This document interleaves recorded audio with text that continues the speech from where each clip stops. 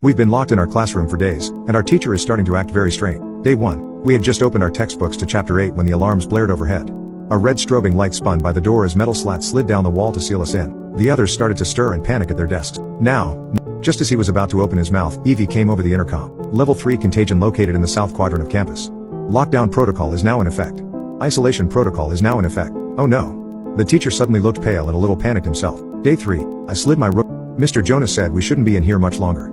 It was probably just taking the CDC a while to quarantine and eradicate the contagion. He said it must be a pretty nasty virus if they are keeping us locked in our classroom. We have enough snacks for another day or so. It's been difficult to ration properly when all you have are crackers, candy, and canned spray cheese. Overall, though, we were keeping our hopes up, which was all we could really do. Staying positive, for now. Day 5. The room was starting to smell foul. We designated some buckets in the corner as the bathrooms and they were about half full and beyond putrid. We ran out of food last night. My stomach rumbled with hunger, but I did my best to ignore it. I didn't feel like playing chess or reading anymore. Instead, I just napped at my desk as much as possible to pass the time. I was hoping at any moment I'd be awoken to the doors opening so that I could go home. I missed my parent. Mr. Jonas was losing his composure too. He'd been pretty put together up to this point and ensuring we were all calm. But his eyes looked a little wild now, and he kept pacing the room talking to himself. A few times I heard him cursing under his breath and then reciting prayers. I really hope we get out of here soon. Day 8. Bang, bang, bang. A pounding sound coming from the other side of the classroom pulled me from my dreams. Bang, bang, bang. I stayed still to appear asleep but cracked my eyes just enough to watch as the biology teacher smashed a chair against the steel door over and over again. Bang, bang, bang. He was really losing it. Let us out of here. Mr. Jonas screamed as he tossed the chair to the side. I cannot do that, sir. A level 3 contagion has been detected. I have sealed off the affected area, but you must stay isolated for your safety. The robotic voice hummed over the speakers. He screeched profanities at the camera in the corner of the ceiling. Some of the other boys were becoming aggressive as well. There had been some fights the last couple of mornings. Also, some hands going where they shouldn't be going, back behind the fake plants and lab equipment. It seemed as if we were slowly devolving. Becoming an enclosure of chimpanzees, like one you'd see at the zoo but only hungrier. We needed out, or something terrible was going to happen. Day 10. We'd been on a diet of tap water for the past 5 days. I felt dizzy every time I stood from my desk. The room would spin and I'd almost black out. I kept my footing by sheer force of willpower. I had this irrational fear that if I passed out, I'd be eaten by my classmates, like a pack of hyenas on a gazelle, feasting on my intestines as they spilled across the tiled floor. It sounded crazy if I said it out loud, but when I looked around the room and saw all the hungry faces, I didn't think the idea was too far-fetched after all. Mr. Jonas hasn't said a word in over 12 hours. He's just been sitting at his desk, carving something into the surface of it with an X-Acto knife. For the first time today, I had the thought that maybe we weren't going to make it out of this. Maybe we were all going to die in this classroom. I cried. Day 13. Mr. Jonas. Mr. Jonas, stop. Micah cried. Don't you see? We have to do this. We need food. It's survival 101. When the pack is suffering and food is scarce, they turn on their weakest member. It's simple biology. Survival of the fittest. Mr. Jonas had his hands around Trevor's neck, squeezing so hard that the boy's eyes were about to pop from his skull. Trevor struggled beneath him, but he was frail and terribly small for his age. Micah grabbed a large beaker from the table and lifted it high over his head. Mr. Jonas, stop now. Don't make me do this. But the teacher was long gone. His eyes gleamed with delight as drool dripped down his chin from salivating at the thought of a meal. I jumped to my feet as Micah brought the beaker down as hard as he could onto Mr. Jonas' head.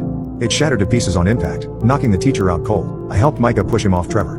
The poor kid was wheezing and gasping for air as tears streamed down his face. You're all right. It's okay. You're all right. Micah patted the kid on the back, trying to calm him as he wailed. Suddenly there was a scream like a war cry and Mr. Jonas was airborne. He leapt across a desk and plowed into Micah. They both went sprawling across the tile. Micah resisted him but Mr. Jonas ended up on top and began dropping his elbows viciously on Micah's face, causing blood to spew from his nose and mouth. Static filled my mind. I didn't think, I only reacted. I reached down and picked up a hunk of glass from the broken beaker, grabbed Mr. Jonas' shaggy hair and pulled it back to extend his neck, and the rest was history. I'd never seen so much blood before. It poured in a waterfall across Micah's chest. Mr. Jonas fell to the side once more, this time never to get up again. I felt nothing. Suddenly the metal slats retracted into the ceiling and the door swung open. Lockdown protocol has been lifted. Please continue with your regular schedules. Lockdown protocol has been lifted. Her cheery robotic voice seemed so distant and out of place now. The other students gathered around me, just staring at the pool of blood. I think it was the hunger talking, but a part of me wanted to know what it tasted like. I think the others did too. Thankfully, before that could happen, a man in a suit strolled into the classroom. Hello, class. His perfect teeth gleamed under the LEDs. Before we could say anything, a team of adults in overalls poured into the room. Some began taking pictures of everything. Others started cleaning up Mr. Jonas. One man with gray hair dropped a large box on the teacher's desk and opened it. He then started throwing fresh fruit and granola bars to each of the students. We devoured everything he gave us. I started to feel more like myself after 2 bananas and 4 granola bars. They tasted like heaven, a sweet salvation. The first man with the nice teeth and the expensive suit waited until we were all done before he addressed us again. I know it's been a long 13 days, guys. I appreciate you all hanging in there.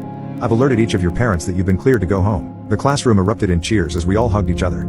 Even Micah, covered in gore, danced around excitedly. You'll all be able to go home soon, but first I just need to do a little debrief with each of you before you go. I'm going to set up in the counselor's office and Mr. Moses here is going to bring you down one by one to give your account on what happened here during isolation. We all nodded our heads in agreement. Anything to get out of here. Mr. Moses, the man with the gray hair and the snacks, took us down one by one and we spilled our guts to the man with the nice teeth. When I gave my story on what it was like, I still felt numb. Even when describing how I'd killed Mr. Jonas, I just felt nothing. It wasn't until I'd gotten home that evening that I'd broken down and wept.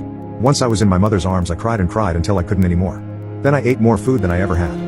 I shoveled pasta down my throat until I thought my stomach would burst. It was a good feeling. To be full.